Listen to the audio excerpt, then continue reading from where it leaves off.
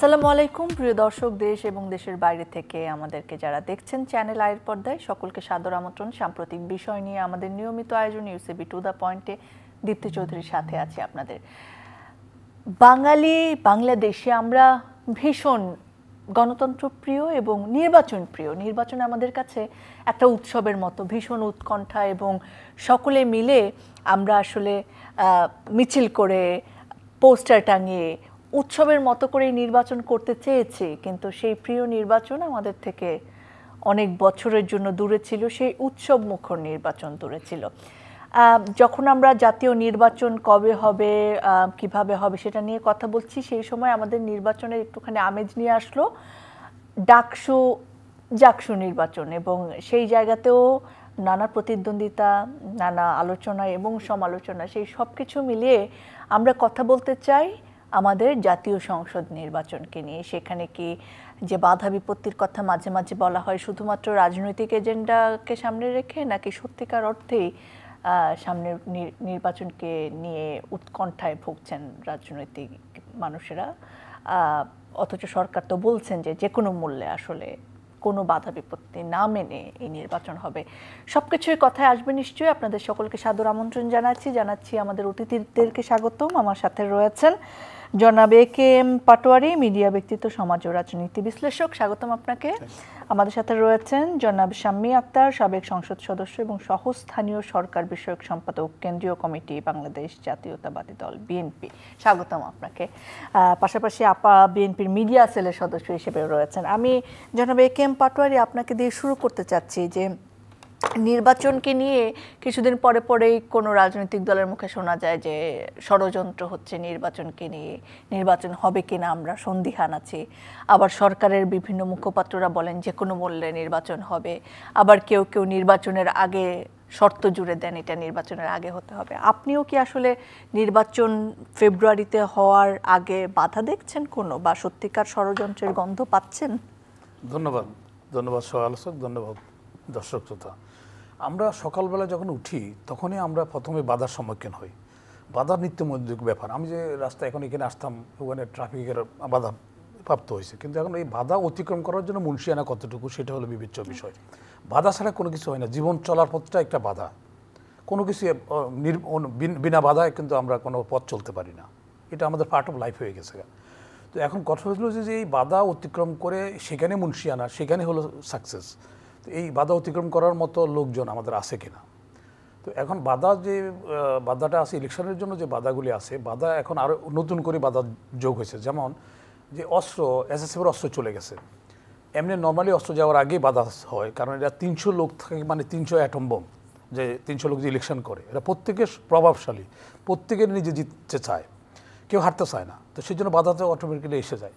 তো এখানে আমাদের যে পুলিশের যে লজিস্টিক সাপোর্ট, সেটা আমরা ফুলফিল করতে পারি না। পুলিশ থানা লুট হয়েছে, অস্ত্র লুট হয়েছে, এসএসএফের অস্ত্র লুট হয়ে গেছে। এর আগে লাঠি, হুন্ডা গুন্ডা এগুলি তো আছেই। তো এখন এটার লোকে বাড়তি অস্ত্রগুলি যোগ হয়েছে। তারপরে এখানে আমরা প্রশাসনের যেভাবে দৃঢ়ভাবে যে প্রশাসনের কন্ট্রোল করার মতো দৃঢ়তা, সেই দৃঢ়তার এই গভর্নমেন্ট এখনও দেখাতে পারে নাই। তো অটোমেটিক্যালি আসে বেশি। তারপরে একটা বড় স্টেক হোল্ডার, তারা ইলেকশনের বাইরে আছে, তারা তো নির্বিঘ্নে ইলেকশন করতে দিবে, এটা তো ভাবার কোনো কারণ নাই। আমার শত্রুপক্ষ আমাকে স্মুথলি চলতে দিবে না, কিন্তু আমাকে ওটা ক্যালকুলেশন রেখে আমাকে পথ আগাইতে হবে, তাহলে আমি সাকসেস হব। না, একটা তো হচ্ছে সক্ষমতার অভাব কিংবা সক্ষমতা থাকা, আরেকটা হচ্ছে বানচাল করার ষড়যন্ত্র। মানে বানচাল করার ষড়যন্ত্র কি আছে দেশ বাইরে থেকে? অবশ্যই আছে। যেমন আওয়ামী লীগের অস্তিত্বের ব্যাপার। আওয়ামী লীগ তো এরা ইলেকশন করে সাকসেস হবে, এটা তো আশা করা, মানে এটা তো নির্বুদ্ধিতার পরিচয়। এছাড়া জাতীয় পার্টিও এখান মধ্যে যোগ দিবে, কারণ আগে আওয়ামী লীগ জাতীয় পার্টিকে হেল্প করছে।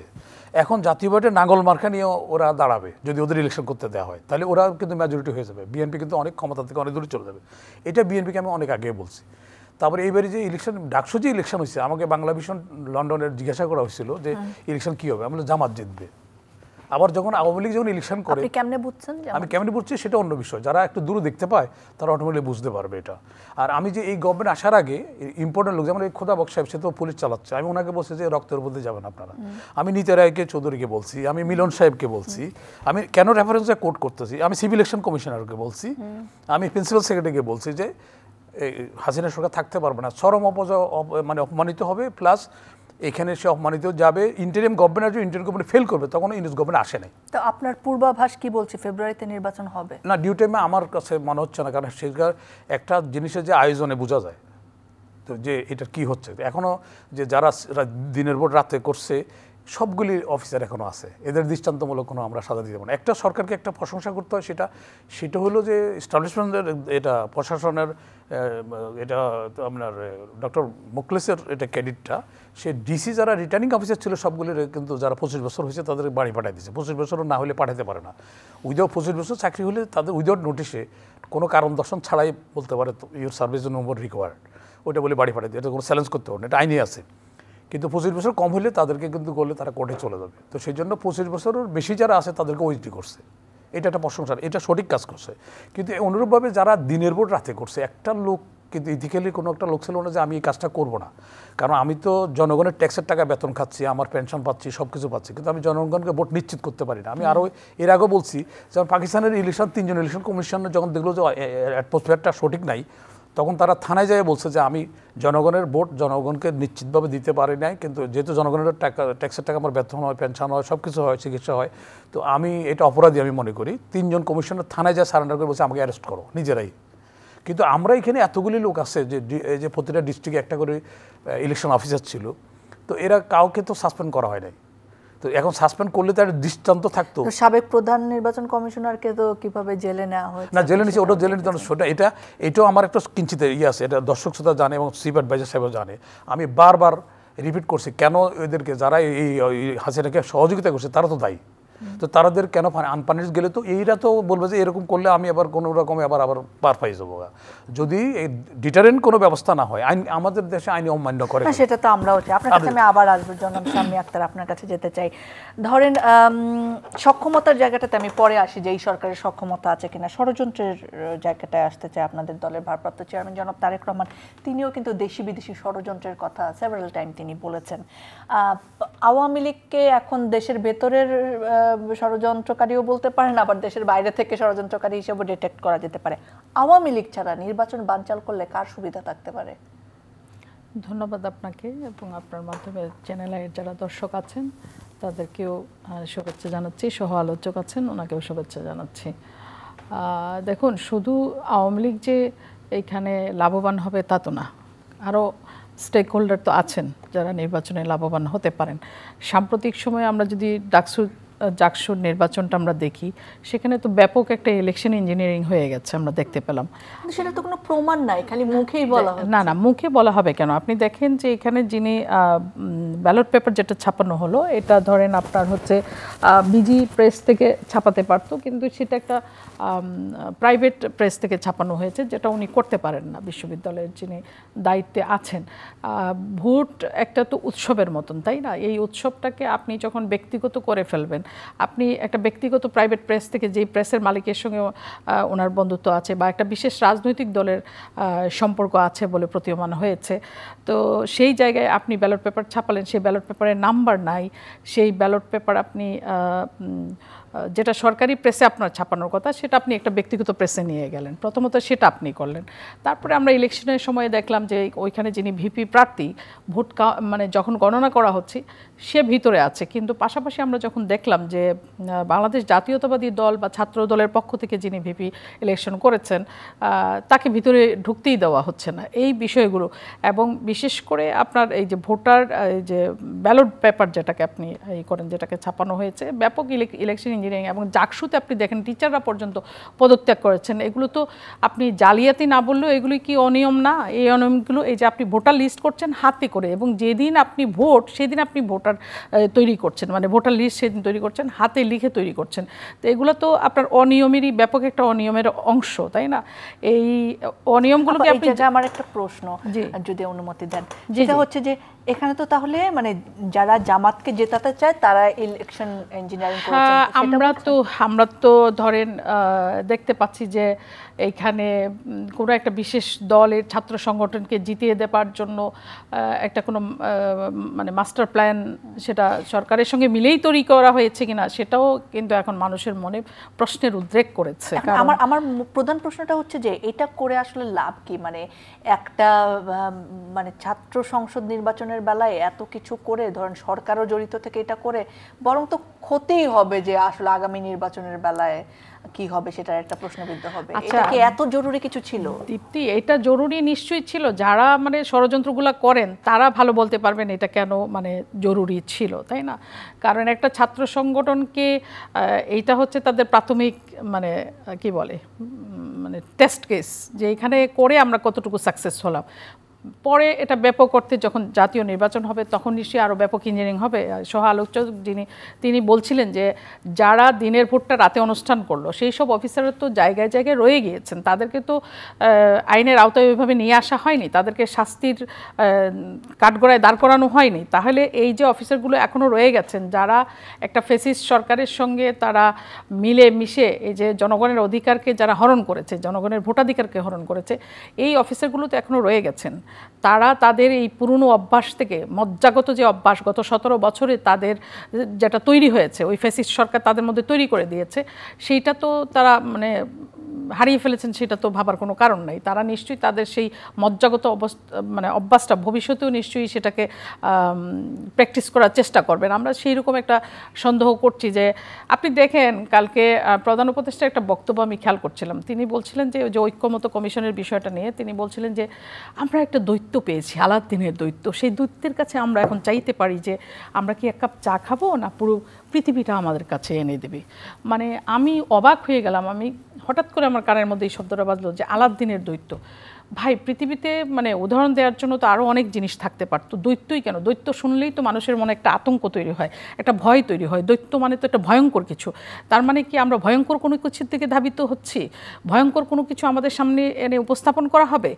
মানে এটা কেন, এই এক্সাম্পলটা কেন যে আলাদিনের দৈত্যের কাছে আমাদেরকে চাইতে হবে? আপনার পার্শ্ববর্তী দেশ নেপালে আপনি দেখেন, তারা কিন্তু নির্বাচন ঘোষণা করে দিয়েছে, তারা মব বন্ধ করে দিয়েছে। আমাদের দেশে মব তো এখনও বন্ধ হয়নি, মব চলতেছে। তারপরে দেখবেন যে যেসব পুলিশ অফিসাররা যারা এত এত রক্তের বন্যা বইয়ে দিল, যারা সারা বাংলাদেশে এত এত হত্যাকাণ্ড ঘটালো জুলাই আগস্ট অভ্যুত্থানকে কেন্দ্র করে, এত মৃত্যু এত রক্ত, সেই অফিসারগুলোকে কি কোনো পানিশমেন্টের আওতায় আনা হয়েছে যারা এই ব্যাপক মানে হত্যাযজ্ঞের সঙ্গে সংশ্লিষ্ট ছিলেন? যেই সব প্রথম পুলিশরা একটু ভয়ে ছিল, কিন্তু দিব্যি তো এখন তারা টাকা খেয়ে বেড়াচ্ছে, দিব্যি এখন অন্যায় করতেছে, দিব্যি তারা আওয়ামী লীগের লোকদের কাছ থেকে টাকা নিয়ে তাদেরকে মানে ওপেন চলাফেরা করার জন্য পারমিশন দিচ্ছে।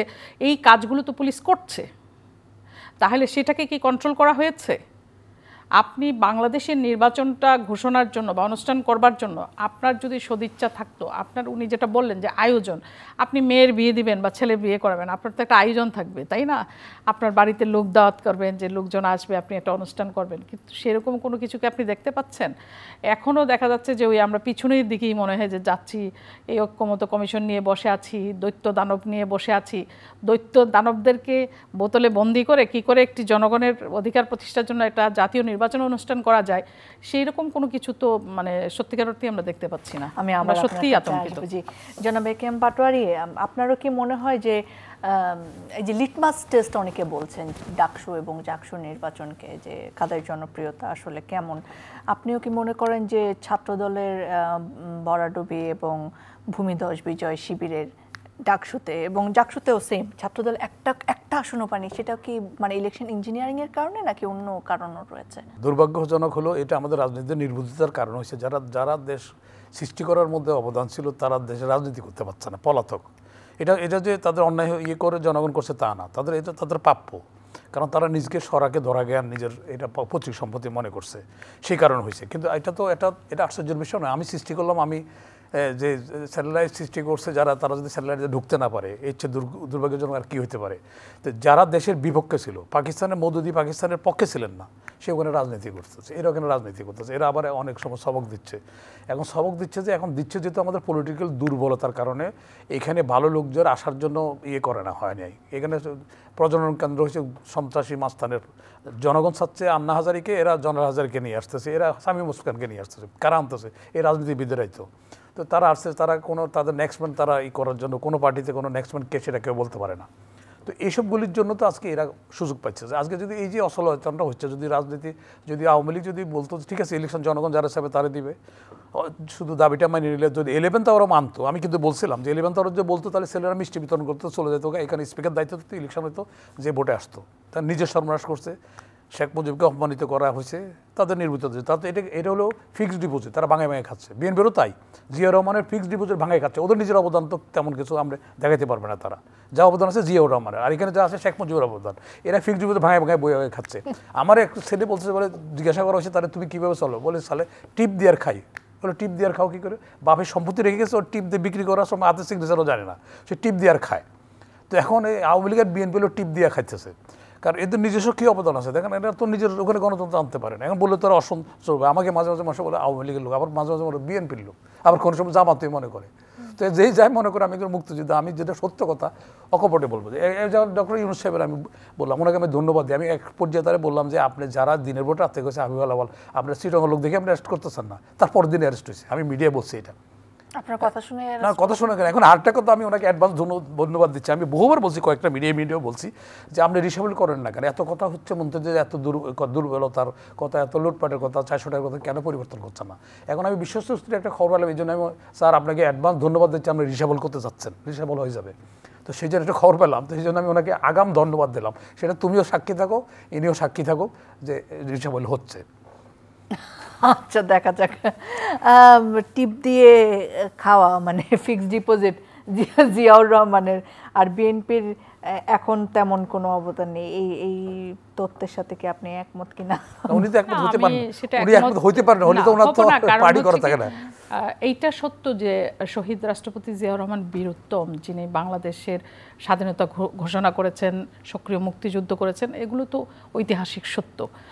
এবং ওনার সততা ছিল প্রশ্নাতীত, সারা বিশ্বে এরকম দেখা যায় না, বিরল ঘটনা। এবং ওনার মতন এরকম একজন হ্যান্ডসাম সেনা অফিসার খুঁজে পাওয়া দুষ্কর। যাই হোক, সব মিলে মানে এটাকে আপনি একটা মহান গুণ হিসেবে ধরছেন নাকি? না, সব কিছু মিলিয়েই উনি একজন, মানে ওনার বললামই তো যে ওনার সততা তো প্রশ্নাতীত। তো সেইটা বিএনপির জন্য প্লাস পয়েন্ট তো বটেই। এবং উনি যেহেতু এই দলটি প্রতিষ্ঠিত করেছেন, ওনার এই দলের মধ্যে ওনার একটা ব্যাপক ভূমিকা আছে, এটাও সত্য। কিন্তু তাই বলে বিএনপির কোনো অবদান নাই বা বিএনপি কিছুই করে না বা টিপ দিয়ে খাচ্ছে, এটার সাথে আমি একমত না। কারণ বিএনপি শহীদ রাষ্ট্রপতি জিয়াউর রহমান দলটি প্রতিষ্ঠিত করেছেন, তিনি রেখে গিয়েছেন, সেটাকে পরিচর্যা করেছেন, সেটাকে কি বলে নার্সিং করেছেন দেশনেত্রী বেগম খালেদা জিয়া। এবং তিনি ঘর থেকে বের হয়ে 9 বছর সংগ্রাম করে এই যে আপনার হচ্ছে একটি স্বৈরাচারী সরকারের বিরুদ্ধে ওনার যে আপসহীন যে খেতাবটা, সেটা তিনি অর্জন করেছেন। এটা তো কেউ তাকে এমনি এমনি দেয় নাই, সেটা তার কর্মের মধ্য দিয়ে তিনি সেটা অর্জন করেছেন। পাশাপাশি আমরা যদি দেখি যে আমাদের ভারপ্রাপ্ত চেয়ারম্যান জনাব তারেক রহমান, তিনি বাংলাদেশ থেকে অনেক দূরে আছেন, কিন্তু সেটা হচ্ছে আপনার কি বলে শারীরিকভাবে তিনি হয়তো দূরে আছেন, কিন্তু মানসিকভাবে তিনি হচ্ছে এই সংগঠনের সঙ্গে মানে অঙ্গাঙ্গিভাবে জড়িত, এবং উনি এই দলটাকে চালাচ্ছেন। এবং দেশের মানুষের যে অধিকারটা ফ্যাসিস্ট সরকার হরণ করেছিল, শেখ হাসিনা সরকার হরণ করেছিল, গণতন্ত্রকে প্রতিষ্ঠার জন্য যেই অভ্যুত্থানটি অনুষ্ঠিত হয়ে গেল, জুলাই আগস্ট মিলে যে অভ্যুত্থানটি হয়ে গেল, সেইখানে বাংলাদেশ জাতীয়তাবাদী দলের যে ভূমিকাটা, সেটা ডেফিনেটলি ওনার নার্সিংয়ের মধ্য দিয়ে, ওনার নেতৃত্বের মধ্য দিয়েই হয়েছে, তাই না? তাহলে শুধুমাত্র টিপ দিয়ে খাচ্ছে বিএনপি, এটার সাথে আমি একমত না। বিএনপি কাজ করেই খাচ্ছে, এবং বিএনপি অবভিয়াসলি মূর্খের দল না। বিএনপিতে অনেক শিক্ষিত জনগণ আছেন, ওনার নিজেরও বিএনপির সঙ্গে আত্মীয়তা আছে, ওনার মেয়ে বিয়ে দিয়েছেন বিএনপি নেতার ছেলের সঙ্গে। সুতরাং বিএনপি মূর্খের দল হলে উনি তো আর সেই বিএনপির সঙ্গে আত্মীয়তার সম্পর্কে জড়াতেন না। মূর্খ বলি নাই, বলছি যে টিপ দিচ্ছে আর খাচ্ছে। মানে ওইটা তো মানে বিষয়টা তো এরকম, অকর্মণ্য সন্তান বাপে অনেকগুলি সঞ্চয় করে রেখে গেল, ওরা বিক্রি করে খায়। আমি আপনার কথা বুঝতে পেরেছি, তা আমিও সেটাকে ব্যাখ্যা বিশ্লেষণ করছি যে এইরকম ভাবে যে বিএনপি অবভিয়াসলি কোনো মূর্খের দল না, মানে পরিশ্রমী মানুষের দল, কর্মঠ মানুষের দল, বিএনপি স্বপ্নবাজদের দল। বিএনপির নেতা যিনি বাংলাদেশের মানুষকে স্বপ্ন দেখাচ্ছেন যে তিনি 31 দফা প্রণয়ন করবেন, নারীদের কথা চিন্তা করে তিনি বলেছেন যে নারীদেরকে তিনি রাষ্ট্র পরিচালনার দায়িত্ব পেলে প্রথমেই মানে 50 লাখ মানে আপনার পরিবারের মধ্যে তিনি ফ্যামিলি কার্ড বিতরণ করবেন, যেটার মধ্য দিয়ে নারীরা উপকৃত হবেন। তো এই কাজগুলো বিএনপি তো করছে। একটি রাষ্ট্রকে সামনে রেখে একটি রাষ্ট্র বিনির্মাণের জন্য, একটি গণতান্ত্রিক রাষ্ট্র বিনির্মাণের জন্য আমাদের নেতা তারেক রহমান স্বপ্ন দেখছেন, বাংলাদেশের মানুষকে স্বপ্ন দেখাচ্ছেন। আপনি বলেন যে দিনে দিনে কি বিএনপির জনপ্রিয়তা কমছে নাকি বাড়ছে? ডেফিনেটলি আমি মনে করি যে বাড়ছে, কারণ বিএনপি তো গত 17 বছর ধরে লড়াই সংগ্রাম করছে, নির্যাতিত হচ্ছে, নিপীড়িত হচ্ছে, আমাদের নেত্রীকে অন্যায়ভাবে জেলে পুরে রাখা হয়েছে, এখনো আমাদের নেতা দেশে আসতে পারেন নাই। না, এখনো আসতে পারেন নাই। সেটা কি কারণে পারেন নাই, নিশ্চয়ই পরিস্থিতি, মানে যখন তিনি আসবেন সেটা তিনি নিশ্চয়ই ব্যাখ্যা দিবেন কেন আসতে পারেন নাই। তাহলে এই যে তিনি আসতে পারছেন না, উনিও তো নির্যাতিত, তাই না? উনি নিপীড়িত, ওনাকে এই দেশ থেকে যখন পাঠানো হয়েছে এটাও তো একটা ষড়যন্ত্রের অংশ ছিল, তাই না? তো ওনাকে যখন পাঠিয়ে দেওয়া হলো, যারা চায়নি যে শহীদ রাষ্ট্রপতি জিয়াউর রহমানের রক্ত এই বাংলাদেশে থাকুক, কিন্তু তিনি তো বাংলাদেশকে ভালোবাসেন, বাংলাদেশের মানুষকে ভালোবাসেন, এবং নিশ্চয়ই তিনি বাংলাদেশে আসবেন, খুব শীঘ্রই আসবেন। এবং বাংলাদেশের মানুষকে নিয়ে ওনার যে একটি স্বপ্ন, যেই স্বপ্নটা আমরা ইতিমধ্যে আমরা বিএনপি বাংলাদেশ জাতীয়তাবাদী দল তো আমরা ইতিমধ্যে আমাদের এই যে কর্মপরিকল্পনা যেটা, সেটার মধ্যে আমরা সেটা প্রকাশ করেছি।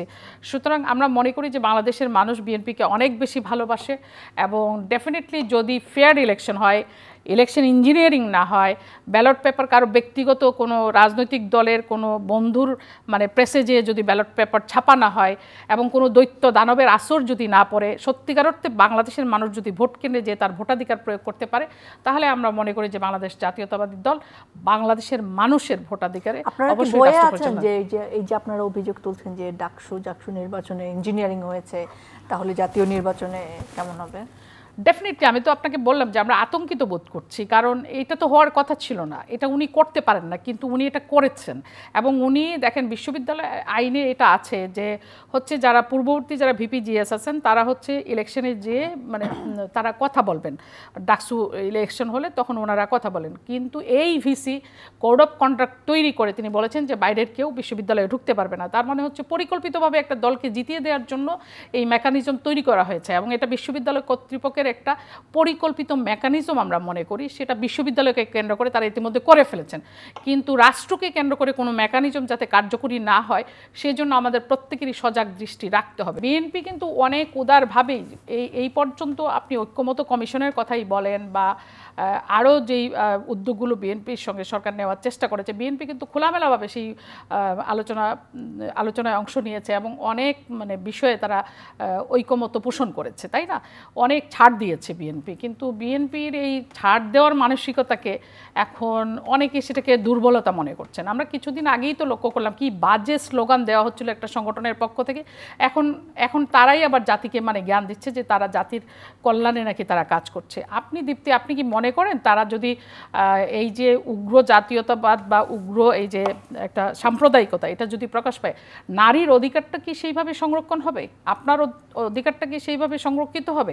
আমার অধিকারটা সংরক্ষিত হবে? আমি আতঙ্কিত বোধ করছি। আমার অধিকারটাই তো হরণ করা হবে সবার আগে, নারীর অধিকারটা হরণ করা হবে সবার আগে। কারণ তারা তো এই ধর্মকে তাদের রাজনৈতিক লেবাসে ব্যবহার করে। সত্যিকার অর্থে বাংলাদেশের মানুষ ধর্মভীরু, তারা 5 ওয়াক্ত নামাজ পড়েন যারা মুসলিম মানুষ, কিন্তু জামাতে নারী নেত্রী আছে, ঠিক আছে, কিন্তু তাদেরকে তো তারা ট্রেন আপ করে বাজারে ছেড়েছেন। সেই নারী নেত্রীদেরকে তারা কিভাবে মানে ব্যবহার করছেন বা কিভাবে কোন কাজে লাগাবেন সেটা তাদের প্ল্যানের অংশ। কিন্তু সাধারণ যে নারীরা আছেন তাদের অধিকারটা আপনি দেখেন, আমরা 5 ওয়াক্ত নামাজ পড়ি, আবার কিন্তু আমরা রবীন্দ্রসঙ্গীতও শুনি, আবার আমরা কিন্তু নজরুল গীতিও শুনি, আবার আমরা লালন গীতিও শুনি, তাই না? আবার টিভিতে নাটক দেখি, সিনেমাও দেখি, আমরা কোনো পরিবার হলে যেও সিনেমা দেখেন। সেই ক্ষেত্রে আপনি যদি নারীদেরকে প্রথমেই তাদেরকে অধিকারটা হরণ করেন, তাহলে কি কেউ সুস্থ স্বাভাবিকভাবে জীবনধারাটা পরিচালনা করতে পারবে না? তারা হরণ করবে, তাহলে জনগণ তারা না বললেও তারা সেটা অ্যাপ্লাই করবে, তারা তাদের কর্মপরিকল্পনার মধ্য দিয়ে সেটা বাস্তবায়ন করবে। আপনি দেখতে পাবেন আস্তে আস্তে। আজকে একটা ভিডিও দেখছিলাম সোশ্যাল মিডিয়ায় ঘুরে বেড়াচ্ছে, যে মানে বিশ্ববিদ্যালয়ের ক্যান্টিনের যে ম্যানেজার, তাকে তারা প্রশ্ন করছে যে আগামী 15 দিনের মধ্যে এই ক্যাম্পাস থেকে চলে যেতে হবে, কারণ ওই যারা কাজ করছে ক্যান্টিনে তারা হাফ প্যান্ট পরে কেন কাজ করছে, মানে সে আর থাকতে পারবে না। গত 40 বছর ধরে সে ক্যাম্পাসে থাকলেও সে আর থাকতে পারবে না, তারা যে এটা বলতেছে। সুতরাং তাদের কাজের মধ্য দিয়েই তারা সেটা প্রমাণ করবে, এবং তারা বিএনপির বিরুদ্ধে অনেক অভাব অভিযোগ তোলে, বলে যে বিএনপি এটার সঙ্গে জড়িত, বিএনপি ওটার সঙ্গে জড়িত। কিন্তু তারা যে অপকর্মগুলো করে, তারা যেই মানে সমাজের মানে নষ্ট কাজগুলোর সঙ্গে সম্পৃক্ত, বিশেষ করে আমার এলাকায় আপনি যাবেন, আমার এলাকায় আপনি আমার মনে হয় আপনি আমার এলাকা বলতে মানে আমার জেলা আর কি, আমার জেলায় যদি আপনি যান, আমার মনে হয় আপনার যাওয়া আসা আছে ওই জেলায়, আপনি গেলে দেখবেন খুবই সুন্দর একটা জেলা, এবং ওই জেলায় নদী আছে, চা বাগান আছে, পরিবেষ্টিত অনেক চা বাগান আছে, সেখানে বালুর মহাল আছে। সেই বালুর মহালে দেখবেন যে এই যে বিশেষ রাজনৈতিক দলের সদস্যরা তারাও কিন্তু সম্পৃক্ত হয়েছেন, তারা এগুলো করছেন। তাহলে তারা যে শুধুমাত্র মানে নামাজ পড়ছেন বা তারা শুধুমাত্র যে ইসলামের খেদমত করছেন তা না, তাদের মধ্যেও আপনার ক্ষমতার লোভ আছে, তাদের মধ্যে অর্থের লোভ আছে, তাদের মধ্যে ক্ষমতার দাপট দেখানোর যে একটা মানে অ্যাবিউজ করার যে একটা মানে চিন্তা, সেটাও তাদের মধ্যে কাজ করে এবং সেটা তারা ইমপ্লিমেন্ট করছেন। তাহলে আপনি এটা ভাবার কোনো কারণ নাই যে এই রাজনৈতিক দলটি শুধুমাত্র 5 ওয়াক্ত নামাজ পড়ে, কোরআন তেলাওয়াত করে, এদের দ্বারা সমাজে কোনো ধরনের মানে অশালীন কাজ সম্ভব নয় বা কোনো ধরনের নেগেটিভ কাজ সম্ভব নয়। এটা ঠিক না, তারা তার বিপরীতে অবস্থান করেন। ওকে, একেম পাটোয়ারি, আমরা তো বারবার বলছিলাম যে একটা নির্বাচন সুষ্ঠু করার জন্য প্রিপারেশনের দরকার হয় এবং সক্ষমতার দরকার হয়। ধরেন সেটা নাই, ধরেই নিলাম, মানে সেটা করার জন্য আসলে কি করা দরকার এখন থেকে? এখন থেকে যে ইয়েগুলি আগে যে ইয়েগুলি ছিল, বীজাণুগুলো ছিল, সেগুলো বীজাণুগুলো আউট করে ফেলতে হবে। সব কি সম্ভব? সবকিছুকেই তো পলিটিসাইজ করে ফেলা হয়েছে। একেবারে পোলিং অফিসার, প্রিজাইডিং অফিসার, যে স্কুল শিক্ষক, তিনিও তো এটার সাথে জড়িত। সবাইকে কি একেবারে উপরে ফেলা সম্ভব? অসম্ভব কথাটা ডেভিলের ডিকশনারিতে আছে। অসম্ভব বলে কোনো পৃথিবীতে কোনো ওয়ার্ড নাই, সব সম্ভব। যেমন যত মুশকিল তত আসান। পৃথিবীতে এমন কোনো রোগ নাই যার ওষুধ আবিষ্কার হয় নাই। তো এখন আমি করতে চাচ্ছি কিনা ডিটারমেন্ট, আমি ওটা আছে কিনা সেটার বিষয়, এগুলি কোনো ব্যাপার না। কারণ 3 মাসে তো আমাদের দেশে ইলেকশন হয়েছে, এখন ওনাদের 13 মাসের মধ্যে ওনারা, কিন্তু তখন কি সবাইকে উপরে ফেলা হয়েছে? যে সবাই উপরে ফেলতে হবে না তো। মেসেজ দিলে মানুষ শক্তের ভক্তের নরমের জম, একটা মেসেজ যেতে হবে তো যে এইটা করলে বিপদ আছে, তাহলে সে ঠিক হবে। আমরা পাকিস্তানে বলে কি দেখছি, কলা খাইয়ে খোসা পকেটে রাখছে, এই বাঙালি তো। আবার এই বাঙালির ট্রাফিক এলোমেলো করে চালাচ্ছে, ক্যান্টনমেন্ট গেলে সোজা লাইন হয়ে যাচ্ছে, একই ড্রাইভার, পার্থক্য সেটাকে লজিক্যালি আসতে হবে একটা কথা। আর ওনার যে কথাটা বলছেন ওনারা, যে পিতাকে যদি অতিক্রম করতে হয় সন্তান, তাহলে সেখানে তার সাকসেস বলা হবে। ব্যারোমিটারটা কত? বিএনপিকে জিয়াউর রহমান যে ব্যারোমিটার রেখে গেছে, যদি 12তে রেখে দেয় 12.5 করতে হলে তাদের অ্যাচিভমেন্ট যে নাই তা আমি বলছি না, কিন্তু অ্যাচিভমেন্ট দৃশ্যমান কোনো অ্যাচিভমেন্ট তো নাই, বরং সমস্যা সৃষ্টি হয়েছে। বঙ্গবন্ধুর যে উদারতা, জিয়াউর যে সততা, এবং জিয়াকে ওনারা যারা পার্টি করে, জিয়াকে ওনারা আমার চেয়ে বেশি জানেন না। আপার কাছে যেতে চাই, শেষ করব, একেবারে ছোট্ট 1 মিনিটে উত্তর দিবেন যে মানে এখন থেকে কি ব্যবস্থা নেওয়া যেতে পারে একটি সুষ্ঠু নির্বাচনের জন্য? দেখুন, প্রথমেই আইন শৃঙ্খলা বাহিনীকে আপনার নিয়ন্ত্রণের মধ্যে নিয়ে আসতে হবে, যাতে করে দেশের মানুষের আস্থাটা ফিরে আসে, যে মানুষ একটা স্বাভাবিক প্রক্রিয়ার মধ্যে তার জীবনযাপনটা করতে পারবে বা মানে তার ভোটাধিকারটা প্রয়োগ করতে পারবে। এটা যদি আপনি নিয়ন্ত্রণ করতে না পারেন, এই ব্যাপক অরাজকতা, ব্যাপক এই যে বিশেষ করে বর্ডারগুলো আপনি করতে না পারেন, বর্ডারগুলো দিয়ে যদি আপনার যেভাবে অবাধে মাদক আসছে, আমার বাড়ি হচ্ছে চুনারুঘাট উপজেলায়, আমার যে নির্বাচনী এলাকাটা চুনারুঘাট মাধবপুর, দুটাই কিন্তু ভারতের সঙ্গে তার বর্ডার শেয়ার করে। তো এই যে বর্ডার এরিয়া দিয়ে আপনার ব্যাপক মাদক আসছে, সে মাদকের সঙ্গে আপনার যে অস্ত্রও আসছে না, সেটা ভাবার মানে সেটা কে নির্ণয় করবে? সেটা নির্ণয় করবে আইন শৃঙ্খলা রক্ষাকারী বাহিনী। সুতরাং যারা নির্বাচনের সঙ্গে জড়িত থাকবেন, সেখানে যদি কোনো ডেভিল থেকে থাকেন, সেখানে যদি কোনো দিনের ভোট রাতে করেছেন এরকম অফিসার থেকে থাকেন, তাদেরকে প্রথমেই আগে এখান থেকে সরায় ফেলতে হবে। আপনি প্রশ্ন করছিলেন ওনাকে যে হচ্ছে মানে সবাইকেই মানে সরাইয়ে ফেলা সম্ভব কিনা। দেখুন, এই গত 17 বছরে যে প্র্যাকটিসটা বাংলাদেশে হয়েছে এবং বাংলাদেশের মানুষের ভোটাধিকারটা যেইভাবে মানে উপড়ে ফেলা হয়েছে নির্বাচন ব্যবস্থা থেকে, সেই রকম অতীত দিনে কিন্তু হয়নি। এটা গত 17 বছরে হয়েছে, এটা আওয়ামী লীগের মানে শেখ হাসিনার দ্বারা সম্ভব হয়েছে। সুতরাং এই 17 বছরে যে একটা নতুন প্র্যাকটিস, এই যে আপনার অনৈতিক কর্মকাণ্ডের মধ্য দিয়ে যেসব অফিসাররা সম্পৃক্ত ছিলেন, তাদেরকে আগে আলাদা করে ফেলতে হবে। কারণ আলাদা না করলে আপনার যে সদিচ্ছা, আপনি যদি একটা নির্বাচন অনুষ্ঠান করতে চান, সেটি আপনি সম্পন্ন করতে পারবেন না। যোগ করি আমি, যেমন এই যে এখন যে প্রশাসন যেটা কাজ করলেন, ডিসিরা রিটার্নিং অফিসার হিসেবে এই দিনের ভোট রাতের ভোট দিনে করছে, দিনের ভোট রাতে করছে, তো ওদের সবগুলোর তো বাড়ি পাঠাই দিছে। তো এখন একটা মেসেজ দিলে অন্যরা সাবধান হবে। এখানে আমি তো ক্যান্টনমেন্টে উদাহরণ, তারপরে এখানে ইউনোরাও তো সম্পৃক্ত ছিল, আপনি ডিসি কে মানে করলেন, সহ্য করার মতো ক্ষমতা। বেগম জিয়ার নামে মিথ্যা মামলা যে করছে, মিথ্যা মামলা, এটা কোর্টের এটা খারিজ হয়ে গেছে গা, কিন্তু সেই লোকটা প্রমোটেড হয়ে ঢাকা দুদকের ঢাকা ডাইরেক্টর হচ্ছে, ঢাকার ডিসি আর যশোরের ডিসি তো এক না। তাহলে এইটা যে করছে বিএনপির কাছে কোনো তথ্যই নাই, ওরা ঘটে যাওয়ার পরে আওয়ামী লীগের কোনো তথ্য নাই, ওরা ঘটে যাওয়ার পরে আগের থেকে 5 মিনিট তথ্য কার কাছে আছে? তথ্যর কাছে যারা তথ্য তথ্য জানবার ভান্ডার উনি, আমাকে অনেকে বলে, সেটা আমি বলি না। জি, আপনি তাহলে আইন শৃঙ্খলা বাহিনীর উপর জোর দিচ্ছেন। আমি আইন শৃঙ্খলা রক্ষাকারী বাহিনী এবং নির্বাচন কমিশনে যারা আছেন, আপনি দেখে থাকবেন যে এই দিনের ভোটটি যারা অনুষ্ঠান করেছিলেন ওই সময় নির্বাচন কমিশনের কর্মকর্তারা সকল এসপিকে এবং সকল ডিসিকে সম্ভবত নির্বাচন কমিশনের দাওয়াত দিয়ে মানে পিঠা উৎসব বা মানে খাবার খাওয়ানো এগুলো করেছিলেন। মানে একটি ডাকাতি সংগঠন করবার পরে, মানুষের অধিকারকে হরণ করবার পরে বাংলাদেশেই মানে এরকম ঘটনা ঘটেছে আর কি, যে বাংলাদেশের নির্বাচন কমিশন সেই সব অফিসারকে দাওয়াত দিয়ে এনে খাইয়েছিলেন। তাহলে যেই সকল এসপিরা, যেই সকল ডিসিরা, উনি তো বারবারই বলছেন যে ডিসিদেরকে বাড়ি পাঠিয়ে দেওয়া হয়েছে, যেই সকল ইউনেরা এই দিনের ভোটটি রাতে সংগঠন বা ডামি ইলেকশন যেটাকে, যেখানে ক্যান্ডিডেটই ছিল না, নিজেরা ক্যান্ডিডেট সেজেছেন, নিজেরা সংসেজে, কেউ মানে ছেলে এবং কেউ মেয়ে এইভাবে সেজেছেন, তাই না? তো এই যে একটি তারা বাস্তবায়ন করেছেন, এটার সঙ্গে যারা সম্পৃক্ত ছিল, যারা এই কর্মপরিকল্পনা বাস্তবায়ন করেছে, তাদের সকলকে এখান থেকে টার্মিনেট করতে হবে, ডেফিনেটলি টার্মিনেট করতে হবে। এছাড়া আপনার সুষ্ঠু নির্বাচন সম্ভব নয়। এখন আজকের মতো শেষ করতে হচ্ছে। নিশ্চয়ই আপা আপনাকে আবার পাবো, নিশ্চয়ই আপনাকেও আবার পাবো। অনেক ধন্যবাদ প্রিয় দর্শক, আপনারা সময়ের জন্য আজকে শেষ করতে হচ্ছে। আবার দেখা হবে আপনাদের সাথে অন্য কোনো বিষয়ে, অন্য কোনো অতিথির সঙ্গে নিশ্চয়ই কথা হবে। ভালো থাকুন, সুস্থ থাকুন।